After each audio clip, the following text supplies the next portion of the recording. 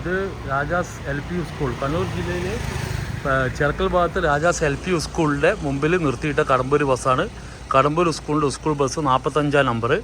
ഇത് 3 ദിവസം, ഇപ്പോൾ സ്കൂളില്ലാണ്ട് 2-3 ദിവസം ആയതുകൊണ്ട് ആ സ്കൂളില്ലാത്തതിൻ്റെ തലേ ദിവസം വൈകുന്നേരം ഇവിടെ വന്ന് പാർക്ക് ചെയ്തതാണ്. 45 നമ്പർ ബസ് KL13 1920 ബസ്. ഇതിപ്പം വണ്ടി ഇവിടുന്ന് കയറി വരുന്ന വണ്ടി നേരെ പോയിട്ട് സ്പീഡിൽ വരുമ്പോൾ ഈ ഇതിനകത്ത് അടിക്കാൻ പോകുന്നു, കടമ്പൂർ സ്കൂളിലെ വണ്ടി.